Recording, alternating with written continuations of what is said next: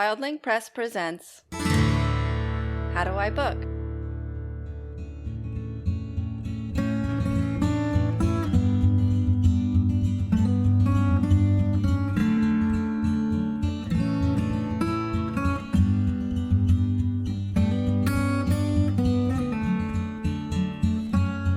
Welcome to How Do I Book by Wildling Press. We like to chat about book writing, book publishing, book marketing, and of course, book reading. We're trying to help new and experienced authors develop their craft, widen their perspectives, and learn to get a little wild every once in a while. I'm Grace. I'm Christina. I'm Mary Peyton. And I'm Mike. Hi, guys. Hi. Hello. Hey. We're here to do our favorite thing of all, which is Read. to talk about books. Oh, yeah. No, you're right. It's just going to be a silent Oh my episode. God. We're just ASMR reading. I love that idea of that. That'd be cute. Just like cute. fluttering of pages. The occasional sniffle into a hanky. The clinking Yes. of the teacup on its saucer. It's actually pretty beautiful. A little slurping if your coffee is just a little too hot, you know? But yes, we're going to be doing a little year in review, books we've read in 2023. How's everybody feeling about that? I feel great as I have hit my reading goal this year. Woo! Whoop, whoop. Congrats. This year was 60 books. Last year, you might remember that it was 100. This year, I decided to also have other hobbies. Good for you.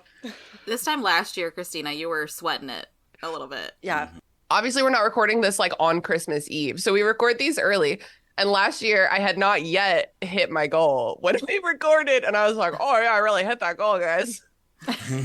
Calling yourself out. But then I did hit the goal, thank God. But I was like, it's going to be really embarrassing if I end up not actually doing this. This year, I've actually already done it. And watch me, I might even get to 61. You're swimming in time. You got so much time Bonus. left. Mike and Mary Peyton, how do we feel about our reading this year?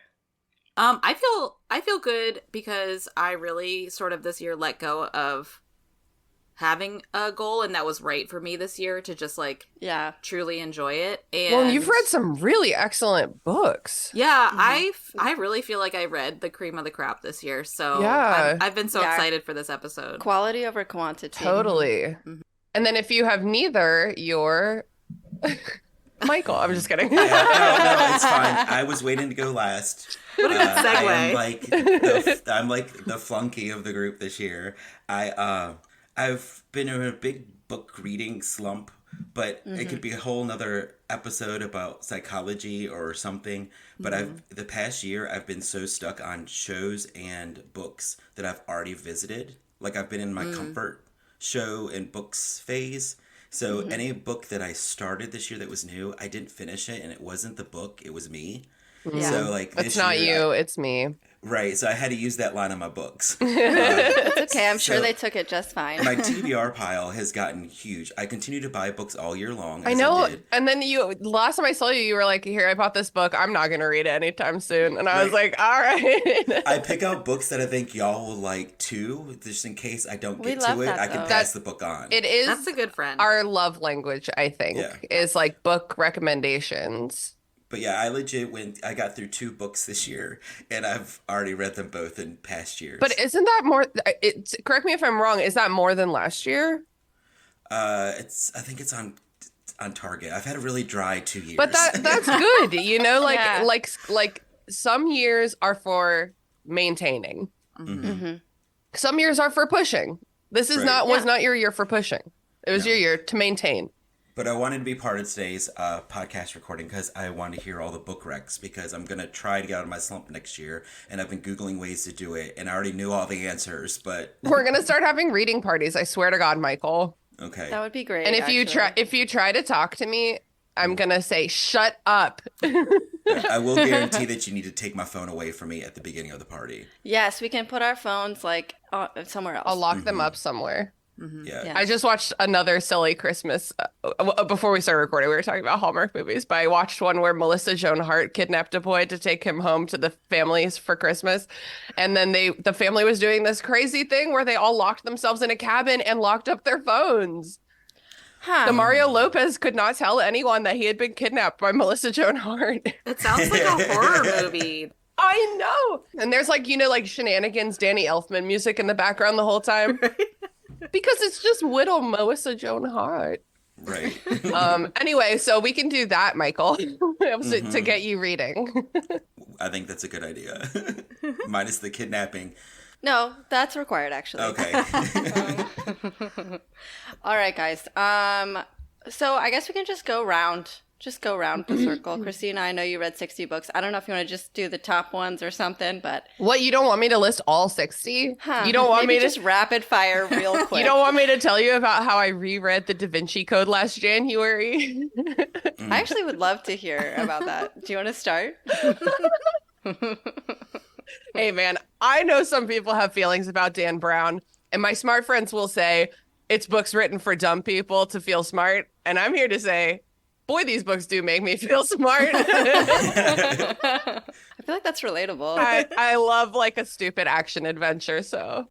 Well, I started off the year really strong with our Wildling Book Club book, Reach, by Becky Robinson. Oh, yeah. Which I believe we all read. Is that true? Yes. I've read it a couple times by now. Yeah, you have. You're well-versed. I am. But I know exactly how to reach.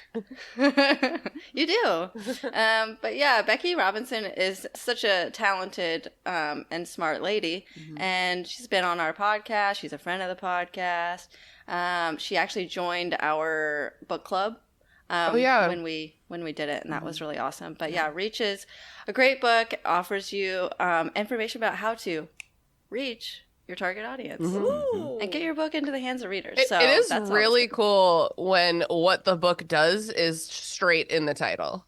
It's like, what is this? You're gonna reach for your audience. Yes, exactly. Yeah, I like that. That's such a great nonfiction choice too, because no matter what you do, that book is useful because it's literally just about making genuine connections with people. Oh yeah, it's way broader than just books. And we all, we all do that all the time, but this is like, it really puts a good positive energy into what you're doing, whether you are trying to get an audience for a product or a book or just trying to add some depth to the connections you already have. It's pretty cool. The premise of Reach is that Becky has 4 commitments to like long-term like marketing and networking. And I'm not going to tell you all of them because you got to buy the book, but one of them is generosity. Like 25% of your mindset of your commitment to marketing yourself should be generosity towards other people. God, I love that so much. That really resonated with me. Yeah, it's a great message. Okay, somebody else say a book. Last January, I read one of my favorite nonfiction books of the year, although I had some really solid nonfiction choices this year. And I always do nonfiction in audio. I have a really hard time reading it unless it's like a memoir sometimes. You Just Need to Lose Weight and 19 Other Myths About Fat People by Aubrey Gordon. She's one of my favorite podcasters. She does the podcast Maintenance Phase, which is about a similar concept, debunking health myths. I really liked this book because, like, I'm like a big girl. A lot of people would be like, sweetheart, you're not fat. And I'm like, but I like to say, I think I am fat. So just like, let me be fat. And like, this book was for me sort of like my first introduction into like the way that the world is like not built for fat people and like how trapped they are by society and the health system and their own brains. And like, it was just really illuminating. And I highly recommend it to everyone, whether you identify as fat or not. That's nice too, because there's a lot of people on social media, specifically TikTok, who spout a lot of stuff about health and wellness, and like some of it has a good message, but like there's a lot of stuff out there that's just confusing and it's all from different angles, and that would be cool to read something specifically debunking all those myths that people are passing around. Totally. And it's worth noting the audiobook is read by the author. Nice. That is my favorite thing. Christina, I'm just curious, when did that book come out? Let me tell you. Oh, it came out in 2023 and I read it in January of 2023. So it must have come out the day I read it. What? It came out 2 weeks before I read it. And I don't think I did that on purpose. I don't think I realized that when I was reading it. That's awesome. But I love when my favorite podcasters write books. I love when they narrate their own audiobooks. It really shows me the way that like if people like you enough, they'll do anything you ask them to. Yeah. So true. I think my next ones, well, Mary Peyton, you want to go next? Sorry. Sure. I really just was so excited to talk about like this one new author that I found this year that I'm so excited about. And then I feel like I'm not going to have that much after that to talk about. That's okay. But I'll bring out the big guns to start. So I randomly picked up this book in a bookstore called Hell Followed With Us by Andrew Joseph White. And I got it for the cover, and we'll post like something so that you guys can see too, but like it's just like I remember you sharing that cover with us. That's really cool. Just like crazy awesome cover, and to be honest, that's why I picked it up. Hell yeah. And then I just fell in love with this author. I think a lot of readers will relate to the great feeling when you find a new author and then you have this like just like bank of books that you can read that you know you're gonna love. Yeah. And I don't know about you, but that happens to me kind of like less and less as I get older. And so it's like even more magical now. It's also hard to really reach out to like a new author. Like Mike, you were talking about like reading your comfort stuff this year, you know? Like it's hard to really take a risk on a whole book with a new author. So it's a great feeling when it works out. But anyways, he writes a lot of different stuff, but these books specifically that I'm going to talk about, Hell Followed With Us and The Spirit Bears Its Teeth, are I'd say like YA horror. We've been really vibing with YA horror lately, maybe inspired by Jamie Zachariah's Lavender Speculation. Yes. But our upcoming Wildling author book club pick is Wilder Girls by Rory Power, which I think we both read a couple years back, but that's YA horror as well. It's like horror for people who don't want Stephen King levels. Right. Yeah. It's like I have always said that I don't like horror. I don't like scary books. And I think I've started to reach out a little bit into that genre, into the YA part of it. And I'm like, actually, I do love a lot of elements of horror. Like, just the intensity that it gives you, and I don't know, the same kind of great, like you can't put it down, you know, like a thriller or something like that. A book where when you're doing other stuff, you're like only thinking about getting back to the book.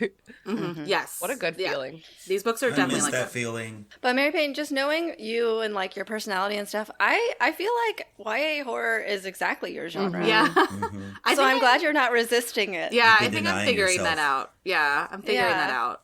And she just asked me, I would have told you. Grace already knew. She already knew.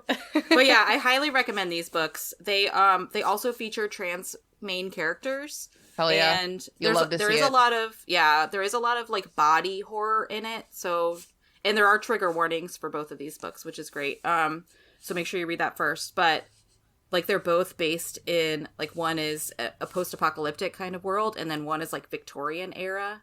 And man, I like that. I could not love these books more. Highly recommend. Cool. Yeah. The books that I read a series, guys. You might be surprised because I didn't really tell you about it as I was doing it.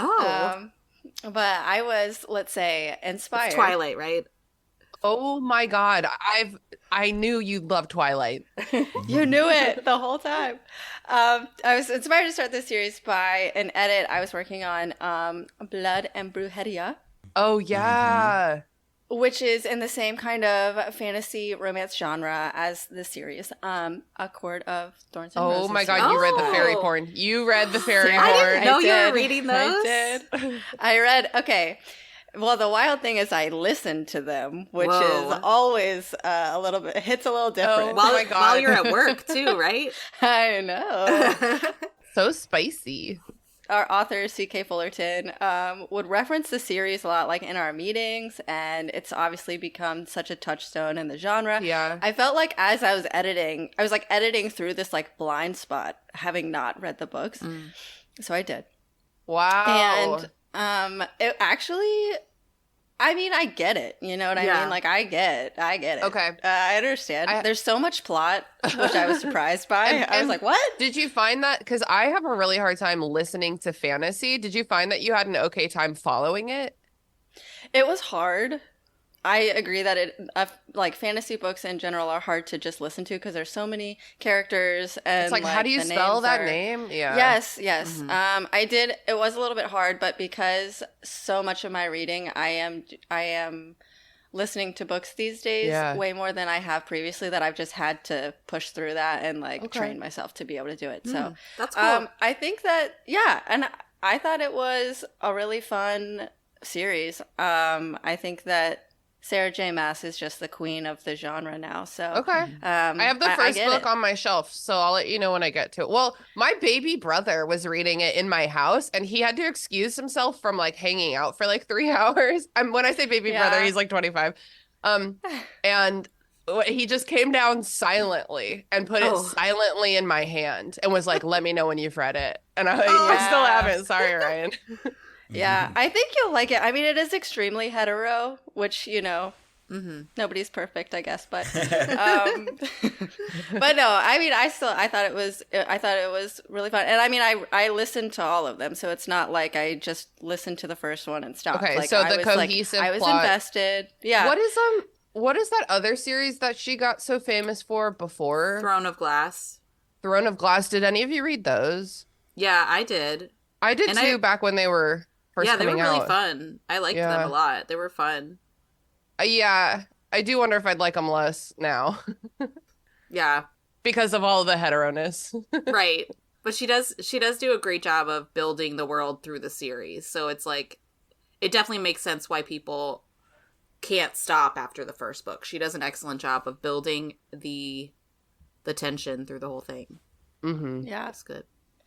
But after I read that, I had to go, as we've discussed, back to the familiar. And I did also reread our very favorite Starless Sea by Erin Morgenstern. Oh, yeah. I think we all... That was one of my 2 for the year. Yeah, hell yeah. I read it too.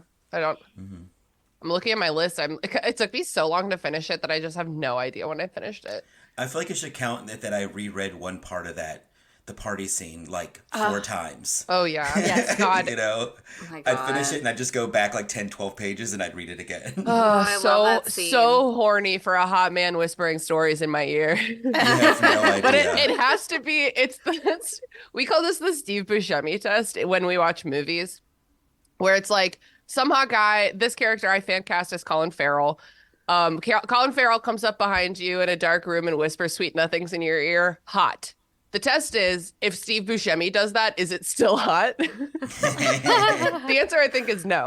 I know. I don't think his voice would give, hot and steamy. So this is hot privilege. It is. For sure. Yeah. Right. If someone did that to me at a party, I would be ring shopping on my phone by the time the story was over. Oh my God. Like, well, we're getting married now. Yeah, for sure. My next book that I'm still only in January of last year, but I don't have to say them all, and I won't. But 3 hours later. Another book that I loved last year that really surprised me was This Is How You Lose the Time War by Max Gladstone and Amal El-Motar. It is like one of those books, the opposite of the Da Vinci Code, where I was like, I don't think I'm smart enough for this. It was like a little abstract for me. Y'all know that I can be pretty like literal. And so the whole time I was like slightly just like, I was like, please, I want to hold on to this story, please. So it was like very poetic and abstract, but it was this beautiful love story, like through all of time. Wow. It's these 2 girls who are fighting on opposite sides in the time war. Mm-hmm. And so the abstraction really comes from the setting, and it was so beautiful. And even though I'm a silly, don't swear on this podcast, even though I'm a little dumb, I did keep my grasp on this story the whole time. And you can too. And it was totally worth it.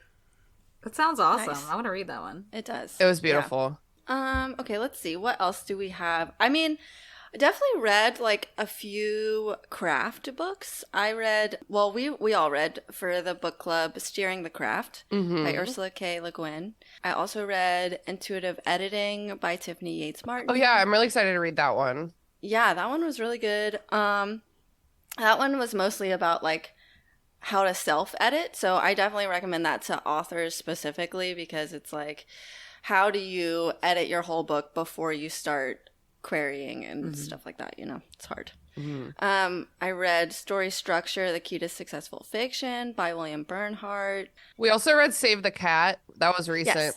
Yes. Save the Cat. I love that one. And I had the misfortune of Grace being in the middle of editing my novel when we read this book, and then she sent me my edit and was like, "Where's the other half of this narrative?" And I was like, I don't know where it went. I'm so sorry. That was, I think, a beautiful timing, because I was like, Christina's book is gonna be awesome. Once we save this cat, it's gonna be awesome. Yes, and it's Save the Cat writes a novel. Yes, because the original one was about screenwriting. Yes, so Jessica Brody wrote the novel version of that, and so that was really great too. And I'm so excited that like all of our authors read that too, because God, it's good. It's so good. A couple of the books that I read this year are sort of carryovers from last year. Like I didn't finish them last year. Yeah. I don't know why. It just didn't happen. But I was like, I love these books and I simply must finish them. One of them was The 7.5 Deaths of Evelyn Hardcastle. Oh God. Yeah. I had that not book is finished so it. that was I think that was either tied for or my very favorite book in like 2020 maybe. Yeah. It's such a surprising book. Every page I was like, what on earth is happening? Yeah. Yeah, it was really good. I had started ear reading that book, and so I think that kind of messed me up a little bit, because that was earlier in my audiobook kind of training, and so I had a hard time kind of keeping up. Yeah. 'Cause there's a lot going on. And it is the in kind that of book where, because so much is going on, like I definitely remember being like, wait, what are we doing? And going back like 3 pages to be like, oh, this is where we are. Yes. So I also got the print version, and so I sort of did a combo attack of listening and reading with my eyes. And I thought that was very effective. And I finally finished it. Yeah, that book is has been sitting on my nightstand for like Mike, it's crazy. Year. You'll love and it. And it's like, when you go to read again, this is the book you're reading, and it's sitting on my nightstand like, read, bitch. You know what I mean? Like, pick this book up.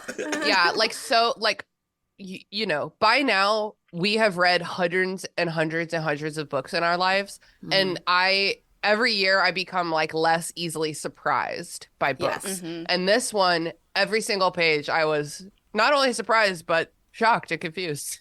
Yeah, that was me too. That was probably my number one thing that I loved about it, was the same exact thing that you just said, that I'm rarely surprised in the actual surprise way. Like, books can surprise me in the way that I, as a reader, kind of expect, you know, an arc to happen or something like that. And that book was just, And I think that book has one of the strongest, best hooks of any book of all time. The book starts on the first page. It's like, Anna, I screamed, running through the woods. Wait, who's Anna? Why am I running through the woods? What am I doing here? And you're like, I don't know, man. What are you doing? I just got here. It's like, you know exactly as much as the main character, and he knows nothing. Yeah. He knows less than nothing. It's really wild. The other book that I had not finished, and maybe I feel really bad about admitting this. This is a total confession right now. But that I did finally finish was The House in the Cerulean Sea by T.J. Klune. Did you burst into tears? Like, yes, I happy wept. kind? Yes. We had seen T.J. Klune at a book event hosted by Fountain Bookstore here in Richmond. What an incredible human. And, yeah, truly. And so that really inspired me to just, you know, finish that book, and it was so worth it and so good. Talk about a surprise. Like, that whole book is like so sweet, and you just feel so comforted by it. And then when you get to the resolution, and it's like even beautifuler than you could have imagined. I literally I was just like doing laundry, and then all of a sudden I was like, oh God, so beautiful. Yeah, TJ Klune is a great like palate cleanser between the YA horror that I read. So I'm currently in the middle of reading In the Lives of Puppets by TJ Klune. Did we all buy that at that event? That was his new book at that event, I think. Yeah, it's very good. Highly recommend. And only TJ Klune could make me cry about robots and their feelings. I just it's just like such a talent. Wait, haven't you seen Wall-E? Oh, true. Okay. True. Similar vibes, except a lot more a little more nuance. A lot more going on. Yeah. All right, Christina, hit us with another one. Okay. One book I loved last year, surprising in like a totally different way, was called Food of the Gods by Terrence McKenna. And it was about an anthropological look at the history of like drug use in humans. Like not like ecstasy at the club, but the kind that like grow out of the earth that humans have been using for recreation and health and spiritualism since forever.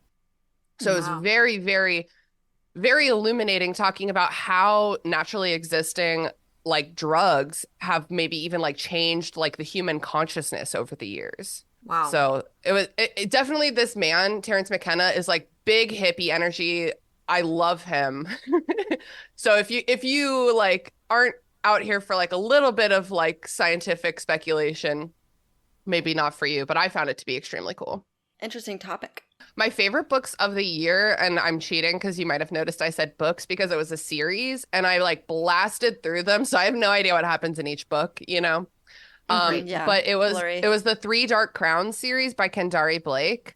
Like we were talking about, like that sort of like old feeling from when you were a kid of being like so enraptured in a fantasy world and like so delighted by it, and like just constantly thinking about how you can get out of math class and back into this fantasy world. That's how I felt reading it the whole time.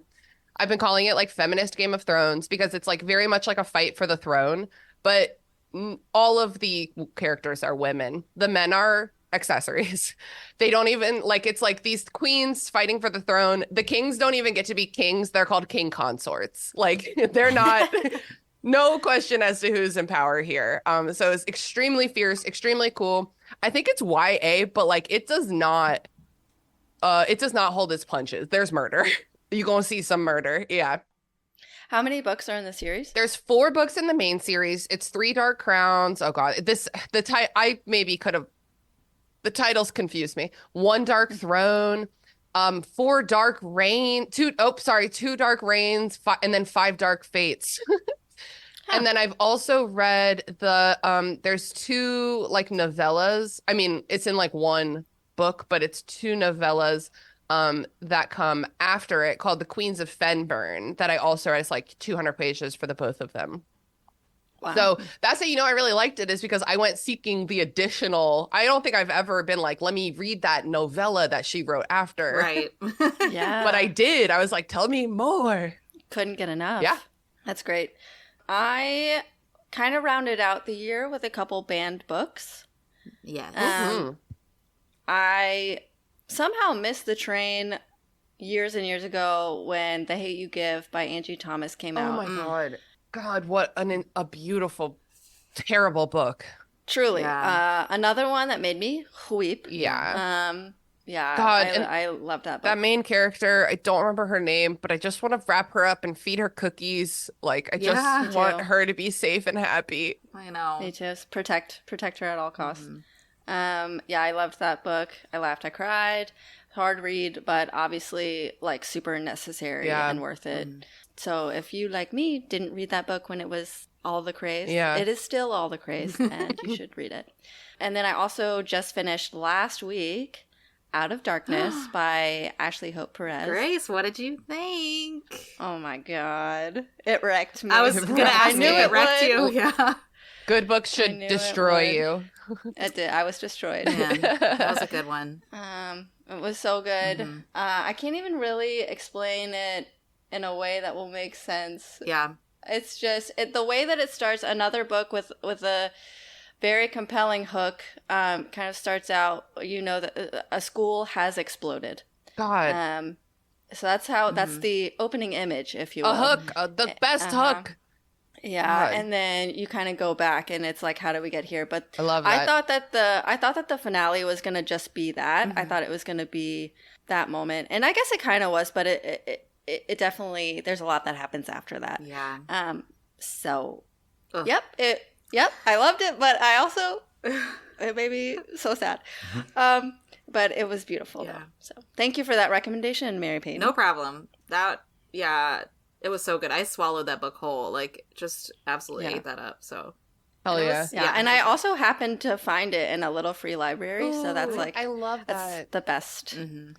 Love that. A banned book that I read this year was Life as a Unicorn, A Journey from Shame to Pride and Everything in Between by Amrou El-Kadi. And it is the memoir of an Iraqi drag queen. So you can like imagine that there are some complications there. And it was such a fun read. Like reading it as like through my editor lens, like the grammar was imprecise and the language was like very over the top. So it kind of felt like your gay best friend telling you a story. Aww, you know what I mean? Like it wasn't like distracting. It was actually like extremely tonally appropriate. And just like a lot of really crazy conflicts between those two cultures. That's so interesting. Yeah. It's about the author exploring the intersection of those two identities because like for a long time they tried to keep them separate and that's just like not good for you as an individual. Yeah. I that reminds me about the book Genderqueer, which is the #1 banned book in the US. Just by the title, it's like no surprise there. Well, most people who ban books don't actually read the books, so it makes sense that if it has a strong title like that, it will. Hey, queer gender, not here. No. Yeah, and it's also a graphic novel. It's not YA. It's not a kid's book, but because it's graphic novel, I think a lot of like parents who aren't reading the books are like, "Oh my God, there's pictures. This must be for children. How can this be for children?" I see. Which is just so infuriating. But it's a beautiful story. It's just the author's autobiography about figuring out their gender and where they fit inside and outside the spectrum. And like, you know, I consider myself learning all the time about gender and the new way, like the different ways that people identify. And that book still taught me so much about what it can mean to someone to really look for and find their identity. And it was beautiful. I love that. I really want to read that one. Yeah. Me too. And I love a graphic novel. I don't think I read a single graphic novel this year, but I love them. Yeah, I mean, you know, it also makes it easier to read because, you know, you get through it a little faster too. So that helps. Oh, yeah. You're like, I read 1 million books this year and they were all just like comic books. Yeah. I remember trying to hit my 100 book goal last year and I was like, I'm going to reread Wayside School again. Yes. Nice. I love those books. Not a banned book for reasons that will become quite obvious, but one book that I loved this year, sorry to do this, The Age of Cage, 4 decades of Hollywood through one singular career by Keith Phipps, is a biography of Nicolas Cage's career. The author right at the beginning is like, I'm not touching his personal life. You already have an opinion about that. I'm not touching that. But I've been, over the past couple years, I've become quite obsessed with Nicolas Cage. I just think he's like such an interesting actor. And this book really lays it all out, like encapsulates my thesis of Nicolas Cage being one of the most controversial actors of all time. But it's because of his like dedication to exploring the craft of acting. And I truly feel that way. He's in on the joke, guys. Like he's just playing. Yeah. I feel like he has to be in on the joke this far into his career. He like, is. He's very self-aware. And if you watch his like more recent films, I think that starts to come out a lot more. People are finally starting to figure out like exactly what kind of roles he thrives in. I just saw him. Oh my God, this is not a movie recommendation podcast, but I just saw him in the A24 movie Dream Scenario. So good. Oh, Everyone starts having dreams. Everyone starts having dreams with him in it. Everyone in the world. So he becomes famous because everyone's like dreaming about him. Yeah. Yeah, it's A24 wildness. So if you like Nicolas Cage, I highly recommend that book. So readable, so interesting. Cool. Did you listen to that one or did you? I read that one because I think it was 2020 or maybe 2021. I was trying to watch all the Nick Cage movies. I still have like 10 left out of like 125. How annoying is that? But I asked the author, I was like, hey, can I have a copy? Because I know how publishing works and I know you could just put one in the mail to me. And he was like, oh yeah, sure. And then he never sent it. Aww. But then I found it in a little free library because they're like magic. Whatever you're looking for, it gives you. That's beautiful. Yeah. Very cool. Thanks for letting me gush about Nick Cage a little bit. Yes. So a book that I'm going to count. I'm not, there's still time in the month. I could finish it. Probably won't. but I just started reading yesterday, so I'm only like 30 pages in. A book gifted to me by Christina. Oh, Dove Keepers that's one of my favorite books by of all Alice time. Hoffman. I feel like it's going to be kind of rough to follow Out of Darkness with the Dove Keepers, because I'm just going to be like an emotional wreck, but I'm just going to ride this wave. Yeah, you know? That's Alice Hoffman. A lot of your moms have probably read a lot of her books. I love her. She wrote Practical Magic, which we all love. And yeah, that's another book where it's like, men, who needs them? That's the energy we're going into 2024 with, honestly. Well, except for the Amen. Romans. The Roman army is coming to murder all of us. But besides that, men, who needs them? Yeah. Anyway, so that's what I'm rounding out the year Anyway. with. Anyway. I gift that book to all my girlfriends because it's like the way that the women in this book feel about each other, that's how I feel about you. Aww. Aww. That's beautiful. So if I haven't gifted you that and you're a woman, it's coming. It's a coming. All right, any final thoughts? A couple final shout outs from me. I really loved Been There, Done That, A Rousing History of Sex by Rachel Feltman, another podcaster who published a book. So I already loved her. She read her own audiobook. And, you know, if you want to learn way too much about the history of sex throughout like all animals, this is the book for you. There you go. I also read, you know, not for nothing, I read The Woman in Me by Britney Spears, which I found to be very illuminating and interesting. And I'm very like proud of her for like taking this next step in her career. And I will follow her wherever she wants me to. I just got that audiobook. It's read by Michelle Williams, but I haven't started it yet. I will. You're going to love it. I mean, a lot of people have been like, isn't it so basic? Like, isn't it so boring and basic? And I'm like, first of all, I don't think it's boring. And second of all, like, I think that the fact that the language feels kind of basic makes me think she might have written it herself, which is cool, I think. Yeah. Yeah, I think that's better than it obviously being ghostwritten. Yeah, when you're reading, like, who's some idiot? Like, the first this feels instinct like a is trap, Matthew. Christina. I was gonna pick? say Matthew Perry's memoir, and I can't because he died. No. If you're reading some idiot celebrity's memoir and they're using SAT words, you're like, I know you didn't write this, man. I wouldn't use this word. Like, so I thought it was really hers good. more like Dear Diary submissions, like that style of like voice. I think that maybe people who like read a lot of memoirs are like, this feels like a flavor. It's like a standard memoir, but maybe it's just because like I don't care about people enough to usually read memoirs. I cared so much what she had to say. And I think it's so important for everyone who has ever taken any part in like back in the day, like making fun of her when she was having her mental problems or like any kind of like sexist language against her. Like, I really think that we owe it to her to like let her tell her side of the story, because like I learned a lot about how she perceived her whole kind of like fall from grace and her entrapment in her conservatorship. And I just think it's really important to hear her side of the story. If you've been engaging with this story at all, let her tell you. Yeah. Yes.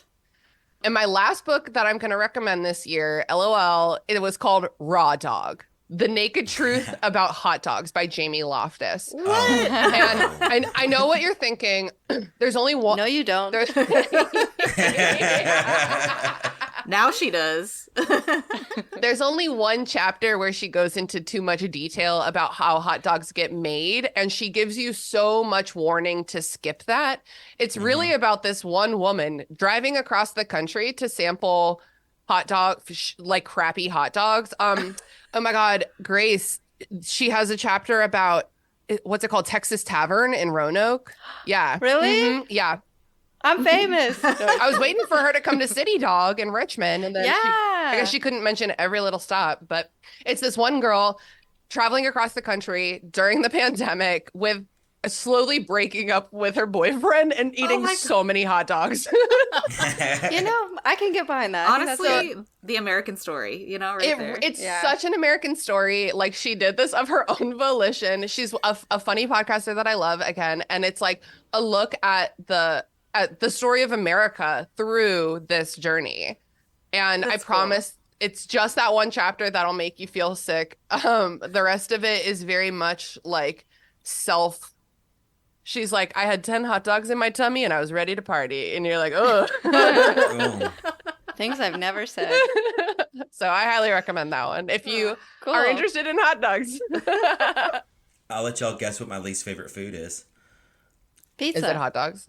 Oh, after it's hot dogs after pizza. pizza. Actually, no, you're right. It's a tie. Tie. Hot dogs Honestly, and pizza. The pizza has trauma, just so listeners don't think you're insane. Yeah. There's Right. trauma connected. We need to cut that part out because no one would follow us anymore if they know about you, Mike. We can't trust him. Yeah. All right, y'all. Beautiful. I think that the books that we all read in 2023 were very excellent. Yeah. 2023 for me was a year of like finishing books and like I don't think I had any DNFs. That's awesome. And so yeah, I'm really happy with that. Yeah, Hell it was yeah. a great year for books. We should probably mention before we wrap up that, did I really? Hold on. I'm so sorry. I was looking at my DNFs.